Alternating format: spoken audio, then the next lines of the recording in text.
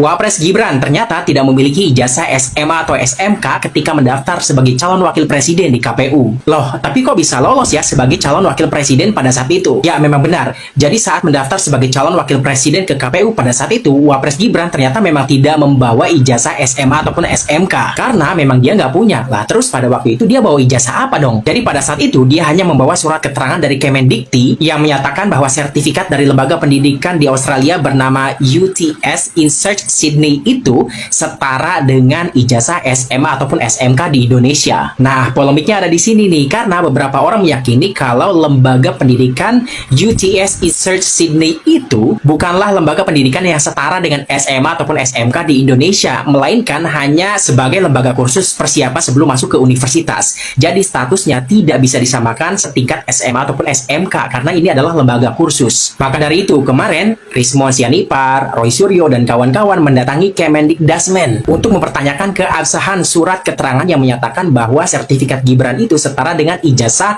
SMA ataupun SMK di Indonesia.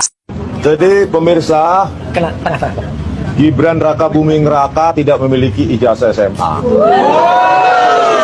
Yang ada adalah ini, keajaiban dunia yang ke-9. Nah, makanya saya bilang, kalau ini setara dengan ijazah SMA atau SMK, bisa nggak kita pakai ini melamar pekerjaan? Ya. Bisa nggak ini kita pakai untuk masuk ke Universitas Indonesia atau nggak bisa? Ya, tapi ini hanya bisa dipakai untuk KPU.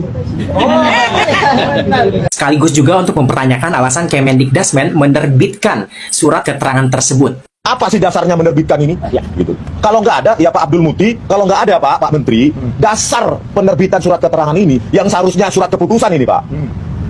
Apa dasar Kemendikdasmen saat itu, Dirjen Dikdasmen saat itu menerbitkan ini? Ada kajiannya? Kalau ada, buktikan. Kalau nggak ada, jujur, tarik ini. Rismon, Roy Suryo, dan kawan-kawan juga mendesak Kemendikdasmen untuk mencabut surat keterangan tersebut. Karena dengan begitu, Gibran akan lebih mudah dimakzulkan melalui DPR RI. Kalau ini sudah ditarik, maka proses pemakzulan Gibran itu sangat gampang. Ya, karena ini syarat utama.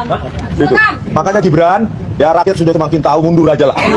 Daripada pejabat-pejabat di sini harus menipu, harus berbohong demi Anda, demi keluarga Anda. Terlalu banyak institusi negara harus berbohong demi keluargamu. Terlalu banyak. Ya, institusi negara menjadi institusi permul. Menjawab ini aja bertele-tele. Ini loh, jutaan anak-anak kita yang harusnya lebih layak daripada Gibran. Tetapi orang yang nggak jelas ijazah SMA-nya seperti ini yang harus menjadi wakil presiden. Terlaluan. Mana meritokrasi di Indonesia ini?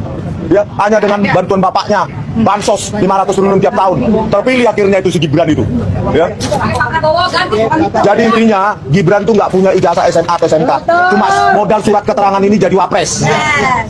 Wah, heran kenapa ya keluarga Jokowi itu selalu bermasalah dengan ijazah, dan ijazah. Dan dari dulu masalahnya juga nggak selesai-selesai, muter-muter aja terus. Padahal kalau bener emang punya ijazah asli, tinggal tunjukkan saja ke publik.